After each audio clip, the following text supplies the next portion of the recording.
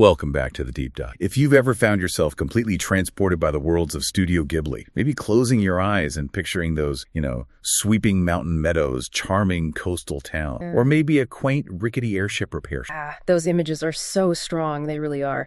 And you've probably noticed something fundamental, maybe even a little odd, about that core Ghibli aesthetic. Huh. It feels overwhelmingly European. It's an extraordinary visual bias when you stop and think about it. We are talking about, arguably, Japan's most celebrated, most culturally resonant animation studio. Absolutely. The biggest name, really. Right. And yet, when you count the major films directed by Hayao Miyazaki himself, nearly half of them, almost half, are anchored in European settings, or, at least highly stylized Europe-inspired fantasy worlds. And that's the central puzzle, isn't it? That's the core contradiction we really want to unpack today. Yeah. Why this intense, almost obsessive focus on a European canvas? Why, when the studio has all the creative firepower in the world to build these amazing, fantastical worlds, totally rooted in Japanese history or original mythology, why does it keep coming back to alpine fields and thatched roof, Adriatic coast? It's a great question. And the answer seems to be, well, it's not just a simple stylist. It feels more like a structural necessity for Miyazaki's whole art. A necessity? How so? Well, the fascination runs so deep, it actually informed the very founding of the studio. I mean, the name itself, Right, I forgot about that. It's explicitly derived from an Italian Caproni K-9 reconnaissance aircraft, nicknamed the Ghibli. So the connection is immediate, it's explicit, and it's Italian right from the name. Okay, so our mission today for this deep dive is to follow that thread. Start with the name, maybe, and trace it right through to the architecture. Yeah, we need to understand how this vision of Europe gets constructed. Because, spoiler alert, is it historically accurate? Definitely not always. No. Is it purely about exoticism? Making Europe seem foreign and magical? Well, maybe not quite that simple either. Okay. What we're going to find, I think, is that Europe acts as this really crucial, beautiful, but also geographically and maybe emotionally safe screen. A place where Miyazaki can project some of his deepest personal passions, sure, but also some of his most necessary and sometimes harshest critiques of society. A safe screen. I like that framing. Okay. And to really understand the why behind Ghibli's Europe, we absolutely have to begin where all great artists start, the personal roots, long before Studio Ghibli was even a... So, back to the beginning. We have to start with the biography of Hayao Miyazaki, the young... Okay, let's unpack this then. We're diving into the personal history, the childhood influences that must have planted the seeds for these European worlds much later. Exactly. And the source material, especially the biographical deep dives like Susan Napier's work, they make it abundantly clear that Miyazaki's literary universe, his imaginative foundation, it was built on Western stories. Really? Primarily Western. Yeah, Napier points out he was just an avid reader as a boy, absolutely devoured European literature. Specifically, English classics were a big thing for him alongside, science fiction and fantasy. Apparently, he encountered Japanese literature comparatively late in his development. Huh. So the formative images swirling around in his head, the sort of mental furniture he built his imagination out of, it wasn't necessarily Japanese folk tales or samurai history, but stories like, Alice in Wonderland, Peter Pan. Peter Pan, definitely. Maybe those great adventure stories of Jules Verne. Think about Castle in the Sky later on. Right, okay. So he's growing up with these visual concepts already forming in his mind. Alpine villages, maybe Victorian-era technological marvels, flying islands. These are becoming his core creative vocabulary really early on. And this wasn't just a childhood phase he grew out of? No, not at all. It seems it was actually reinforced during his university years, which is kind of an interesting period of creative pushback. What happened during college? I just sort of picture university as the place where you can pursue passion projects and join study groups for whatever you're into. Well, yeah, generally. But in post-war Japan, university culture was complex. Study groups were, and still are, a massive part of collegiate life, right? Focusing on everything from history to philosophy. Okay. But back in Miyazaki's time, there was often this unspoken or sometimes even explicit prohibition against study groups dedicated to things considered, less serious, like manga or science fiction. Oh, kidding. They were seen as too frivolous. Often, yeah, too frivolous for official academic engagement. It was this kind of enforced intellectual conservatism, maybe. That's fascinating. So if he couldn't officially dive deep into the emerging, modern Japanese animation or manga forms with his peers, where did that creative energy go? Well, the restriction basically became a redirection. It seems it pushed him back towards rediscovering and really deepening his relationship with the English children's literature kid. So the rules almost forced him back to those roots. Exactly. It's a wonderful example of how constraint can sometimes foster creativity, right? The environment essentially forced him to revisit those foundational European stories. It ensured that those influences weren't just some passing childhood fancy, but became permanently baked into the very core of his creative world. And you can see this European inclination pop up immediately. Starts his professional career, right, at Toei Animation. He's putting European elements into his work pretty much straight away. That's right, yeah. His early professional credits, they include these heavily European-influenced projects, things like Gulliver's Travels Beyond the Moon. Okay, direct link there. An adaptation of Puss in Boots, classic European fairy tale, and Animal Treasure Island. But the single biggest influence, I think, and the project that really defined his early, very precise, was that long-running television world masterpiece. Ah, the World Masterpiece Theater. That series loomed so large in Japan. Why was adapting European classics specifically so popular for so... WMT ran for decades. It was a genuine cultural phenomenon. It was basically designed to expose young Japanese audiences to world literature, but framing these foreign stories within a very distinct, often quite comforting aesthetic. And they drew heavily on European sources. Massively. Mostly European, yeah. You had Anne of Green Gables from Canada, okay, but then the Danish stories of Hans Christian Andersen, the British Peter Pan, even the Finnish move-in stories got adapted.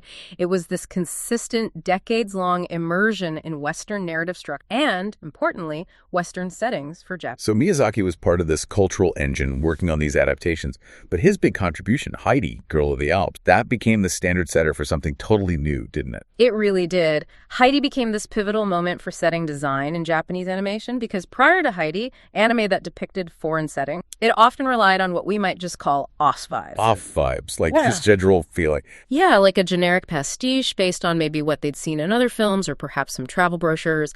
There wasn't really much commitment to geographical or cultural fidelity. It just had to feel vaguely foreign. Okay, but for Heidi, they completely broke that mold. Absolutely. For Heidi, back in the early 1970s, Miyazaki, along with the director Isao Takahata and the character artist Yuichi Kotabe, they undertook this truly groundbreaking research trip. They actually went. They traveled specifically to Switzerland to scout the actual locations where the story takes place, the Alps, Frankfurt. So they were essentially conducting live-action location scouting field research for an animated project. How revolutionary was that back then? It was. Almost unheard of. Seriously, it set a completely new tradition in Japanese animation.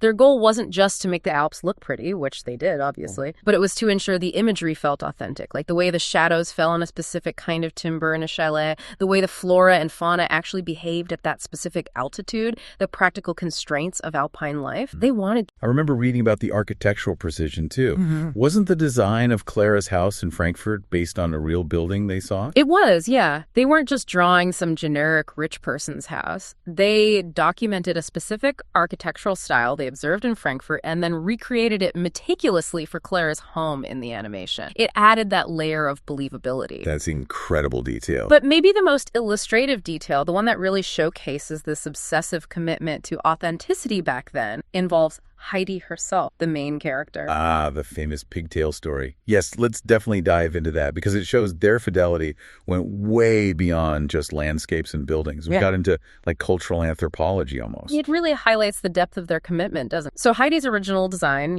based on the sketches and the literary, it included 2 neat little pigtails. Okay, standard look for a young girl character. Right. But during the research trip, they actually consulted with a Swiss librarian, someone, immersed in the local culture and the realities of life there.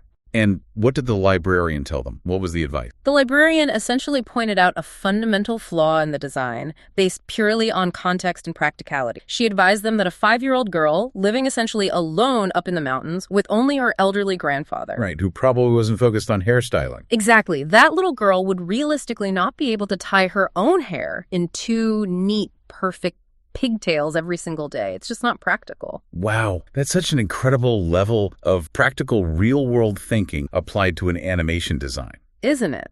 And the amazing thing is, they immediately changed Heidi's design to reflect that reality. She was depicted with shorter, more manageable hair. So this commitment to realism, to having a foreign setting feel physically and culturally accurate, right down to the way a 5-year-old might realistically wear her hair, that really defines that pre-Ghibli era for Miyazaki. He was infusing Europe into his work, but with this incredible precision and prioritizing geographical and cultural fidelity above almost everything else. Yes. So we've establish this foundation, Miyazaki loves Europe in his reading, and early on, working on things like Heidi, he and his team commit to making those European settings excessively geographically accurate. Oh, yeah. But you said something crucial earlier. You said once Studio Ghibli's actually found that strict fidelity starts to shift. It does. It's a really critical transition to understand. So why abandon that rigor, that incredible attention to detail they developed with Heidi? What changed when Ghibli started? Well, think about the context. When Miyazaki was working on Heidi, he was working within an established system, right? Yeah. Toei Animation, the WM. The source material itself was a beloved novel. There was likely pressure, or at least an expectation,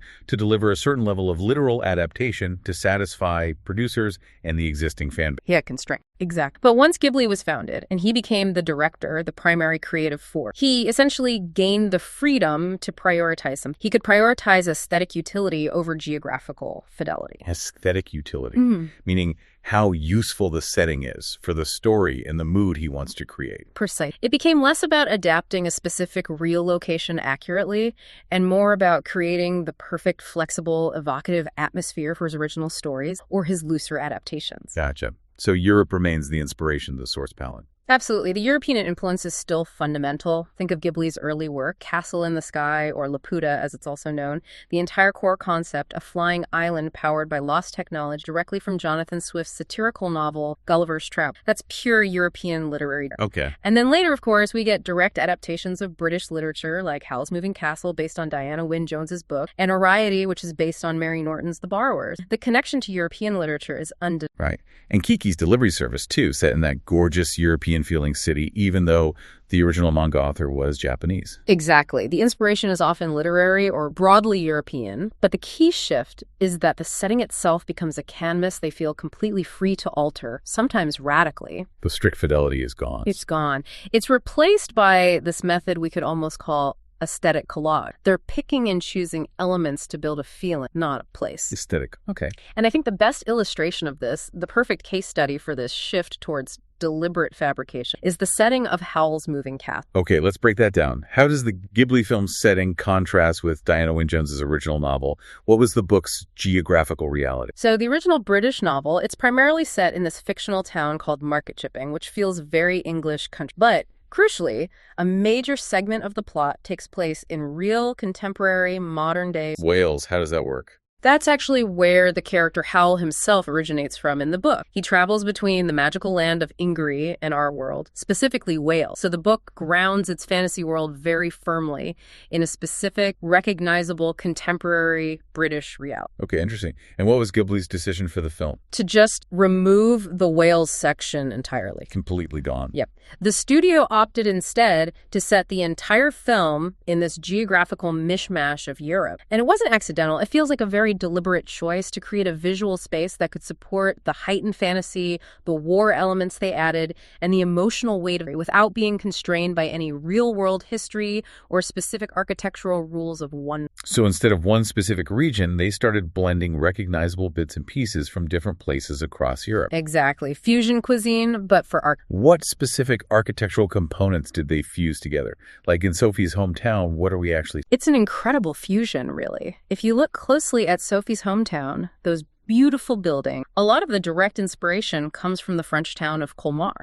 Alsace. That's the one. Famous for its stunning, really colorful, half-timbered houses, those steep tiled roofs. Yeah. It has that classic fairy tale storybook look. But the general landscape around the town, the hills and fields, that was apparently drawn more as a collage of the wider Alsace, that historic borderland, France and Germany. Okay, so right there we've got French and German architectural blending, reflecting that sort of contested, culturally rich border region. But I seem to recall the promotional materials or interviews maybe suggested an even broader geographic spread for their inspiration. Oh, they went much wider than just Alsace. Yeah. The promotional claims, they highlighted that Sophie's hometown intentionally used this kind of architectural formula seen across Western Europe. It claimed to blend elements from Wales, maybe a nod to the book they cut, and Yorkshire in England. Okay, so Britain's in the mix. The Alsace-Lorraine area in France. And also those picturesque villages you find along the romantic road in southern places like Rothenburg of Der Tauber, with those classic medieval walls and towers. Wow. So that's a physically impossible space, isn't it? You can't have the specific localized charm of a German medieval village existing seamlessly next to a northern English market town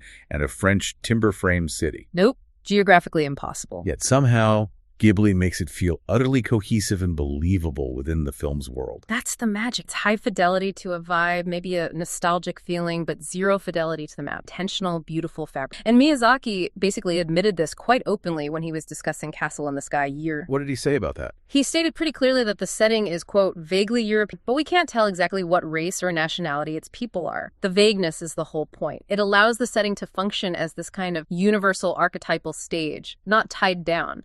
And this fabrication gets even more pronounced, maybe even more geographically, well, ludicrous, in Kiki's delivery service, right? Because that city has such a distinct Mediterranean and Scandinavian coastal feel somehow. Oh, Kiki City, Kuriko, is the ultimate geographical fantasy. Miyazaki himself said that the city in Kiki is basically, quote, how the Japanese imagine an old European. Okay, so it's an idealized imagining. Totally. It's an architectural blend, pulling from Naples and Lisbon down south. Right, Mediterranean ports. Then mixing in Stockholm from the north, maybe some Paris for the general city feel, and, bizarrely, San Francisco. San Francisco, how does that fit in? That's not even Europe. I know, but think about it. San Francisco gives you those steep hills, the bay views, the iconic streetcars. It contributes hugely to that specific coastal, hilly, tram-fill aesthetic they wanted for Kuriko, so they just threw it into the European mix. That combination, the warmth of Naples, maybe, next to the sort of harbor aesthetics of Stockholm, plus hills like San Francisco. That must be why the city feels so instantly familiar, yet also completely unique and magical. Exactly. It taps into multiple different European feelings at once.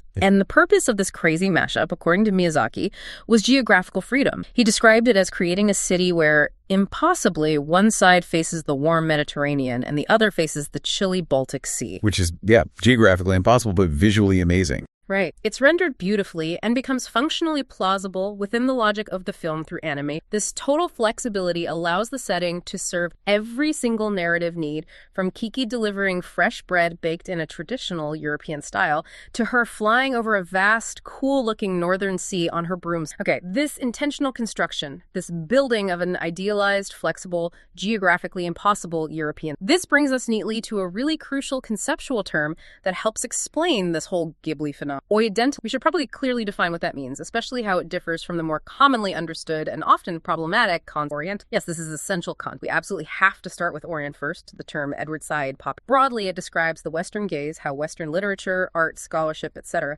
have historically depicted Asian and often problematically, right?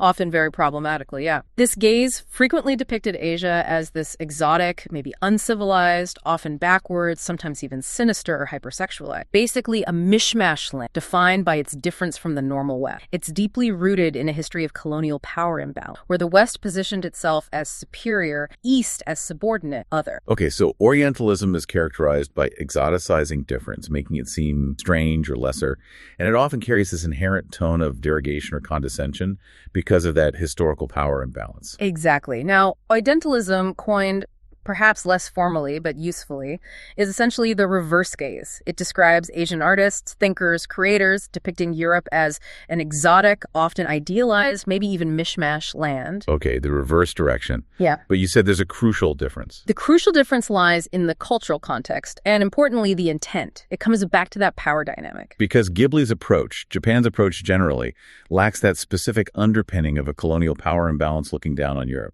Precisely. Japan, broadly speaking, doesn't view itself as culturally inferior or subordinate to Europe in the same way that, say, colonized nations might have historically felt towards their ruler. There isn't that same history of subjugation shaping the gaze. Okay. Therefore, Ghibli's Oidentalism, this gaze towards the West, it isn't condescending. It's not derogatory. It's generally not critical of European culture in a political punching up or punching down sense. Instead, it's a loving portrayal. Glorifying. Yes. Loving and glorifying feels right. It often comes across as an aspiration, a kind of cultural yearning most. Yearning for what? Specifically? The defining characteristic, I think. When Ghibli creates its version of Europe, it seems to be depicting a deep yearning for things like lush mountains, sweeping green fields, that quaint, pristine, maybe slightly old-fashioned architecture. It's a vision of almost pristine beauty and harmony. Like an idealized past. Yeah, an almost utopian aesthetic. It often seems lifted directly from the pages of those classic English children's books that Miyazaki loved so much as a kid. Mm-hmm.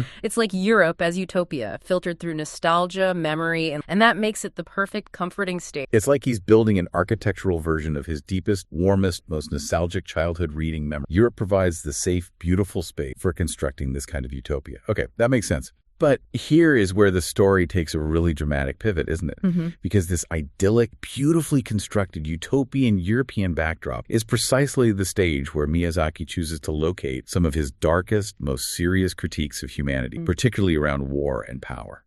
And this, right here, is the true genius, I think, of Ghibli's choice of setting. Europe provides that necessary idyllic screen, that beautiful surface against which these really harsh realities can be rendered in a way that's both palatable and incredibly profound. Okay, example time. The prime example has got to be Porco Rosso. Ah, yes. Visually, Porco Rosso is just breathtaking. It's set among the islands of the Adriatic Sea. Gorgeous, serene, sparkling blue waters. Postcard perfect. Totally. And it features this cynical former WWI fighter ace turned bounty hunter who, has been magically turned into a pig. It feels like pure, beautiful escape cinema right on the surface. That's the visual deception, isn't it? The Adriatic Islands are shown as this picturesque, incredibly scenic paradise. Porco lives in this hidden, sun-drenched cove hideout. And the conflicts, even the spectacular aerial dogfights between the sea pirates and Porco, they're often rendered as almost trivial, like personalized rivalries between these slightly immature, macho male pilots. It feels like a beautiful high-stakes cartoon adventure. But the actual political context of that setting, the Adriatic in that specific time period, it's tensely real and deeply, deeply fraught. It is incredibly fraught. The film is explicitly set in the post-World War I era, in the Adriatic Sea, precisely as Benito Mussolini's fascist movement is consolidating power in Italy. And that specific region, the Adriatic coast, was a real hotbed of territorial disputes and political tension following the collapse of the Austro-Hungarian Empire after the war. Super volatile. And Porco, our protagonist, the pig pilot, he is fundamentally anti-establishment, anti-authoritarian, and he's explicitly being pursued by the OVR, or more accurately, the OVRA, the Organization for Vigilance and Repression of So he's literally on the run from the secret police, the state security apparatus of a rising fascist power. Yes. All while flying his beautiful red plane over the most stunningly gorgeous blue water you've ever seen animated. It's a massive visual contradiction. This profound political darkness, the rise of fascism, is set against overwhelming natural beauty and thrilling adventure. And it's this tension, this contrast, that allows the film to deliver one of the most powerful yet subtle anti-fascist statements. Ah, the iconic quote you have, of course. When Porco's old Air Force buddy, Ferrarin, offers him a way out of trouble, basically, rejoin the Italian military, which is becoming increasingly fascist, Porco's response cuts right through all the visual charm and adventure. He says, "Thanks for the offer, but I'd rather be a pig than a fascist." Boom. It's such a direct... It perfectly encapsulates Miyazaki's use of this European setting. You have this sharp critique of rising authoritarianism and militarism, delivered against a backdrop that feels like, as one critic put it, spectacular, pleasurable consumption. Right. It highlights that the beauty isn't just incidental, it's actually a strategic choice.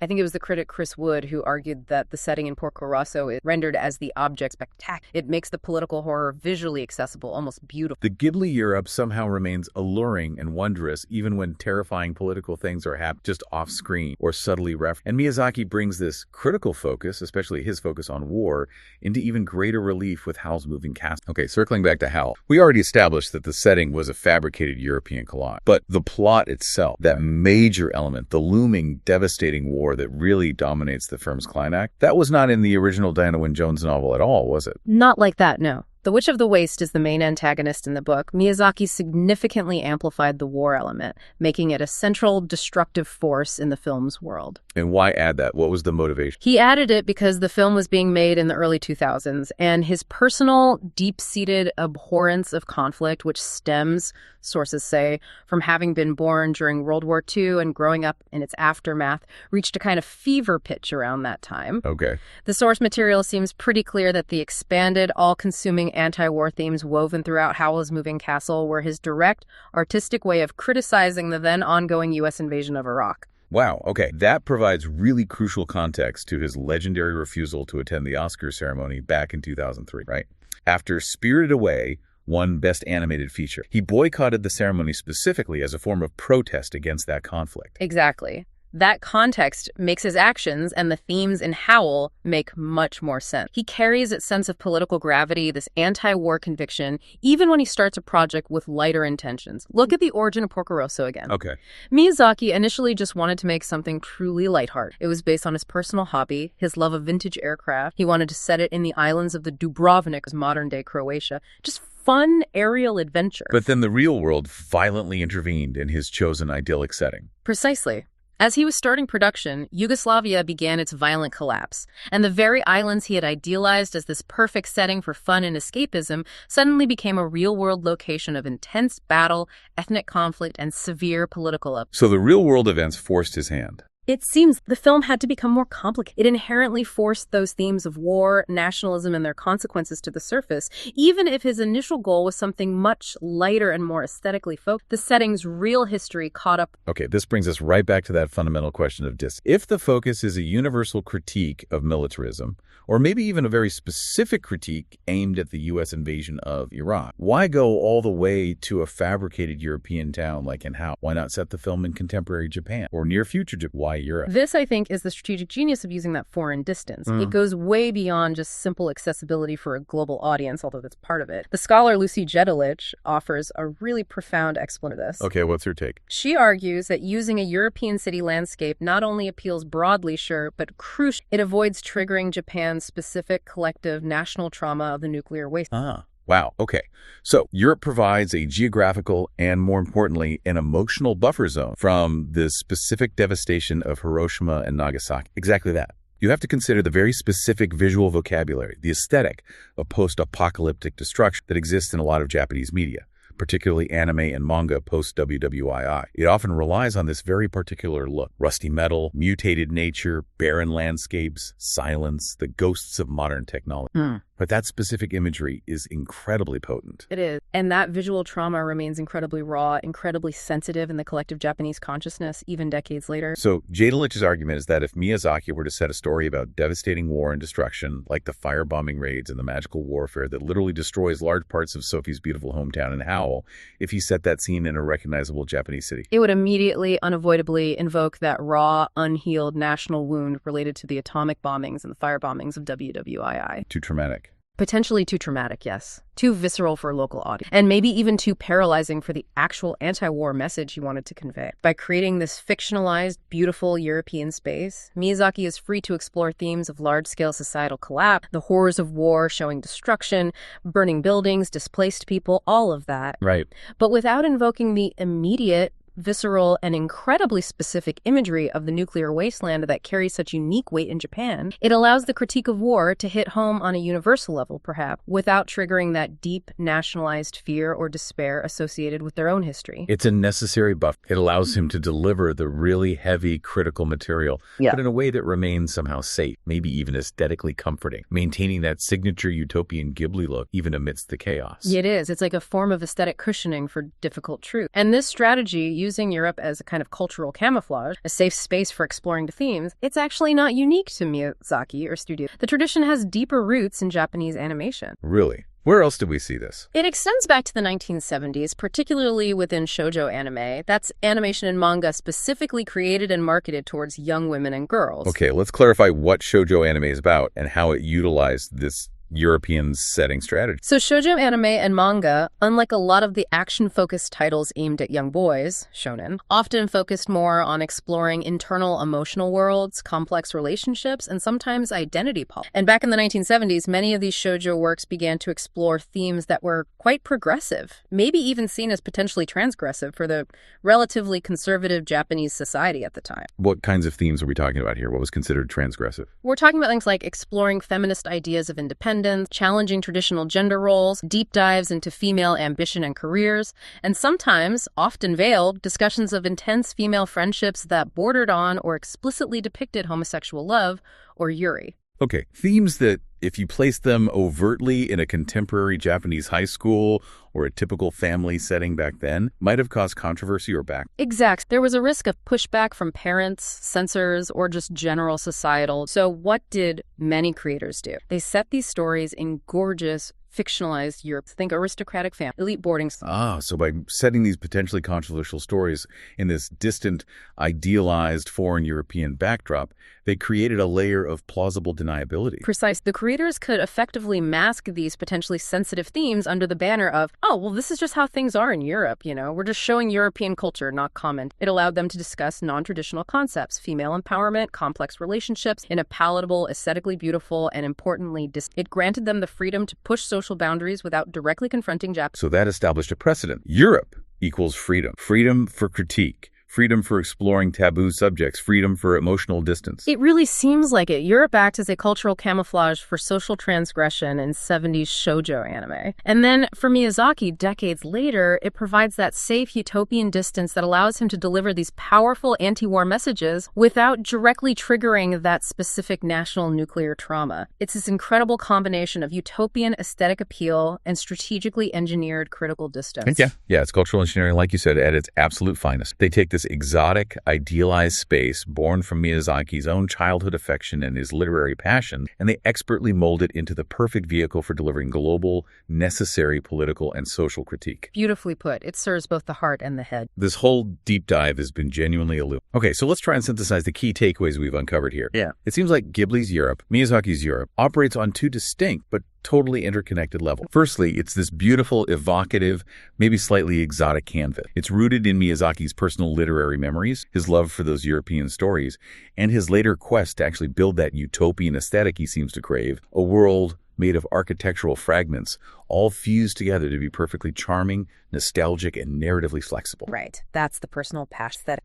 And secondly, that very flexibility, that exoticism, that distance from Japan, it provides a fictional safe, a buffer zone. Yeah. And this distance allows him to level these quite harsh, necessary critiques, whether it's against rising fascism in Porco Rosso or against pointless militarism and war in Howl's Moving Castle, without forcing the primary Japanese audience to directly confront the devastating specific visual trauma of their own nation's mid-century destruction. It's a really brilliant balancing act. An act of aesthetic preservation may be combined with sharp political function. What stands out most to me now, thinking about it, this Ghibli's almost uncanny ability to render places that are actual real-world conflict zones, or places deeply marked by historical conflict, like the Adriatic in the interwar period, or the Alsace region, implicitly evoked in Howl, and transform them into these serene, beautiful, inviting spaces on screen. It does raise a really profound question, doesn't it, about the role of art, especially aesthetically beautiful art, when it deals with difficult history or ongoing conflict. They intentionally take locations or time periods that are historically or politically complicated, even ugly, and they aesthetically cleanse them almost. They make them feel emotionally safe, even desirable for the viewer. Wait a minute, though. Let me push back on that slightly. If the entire point, or a major point, of setting the anti-war message in Europe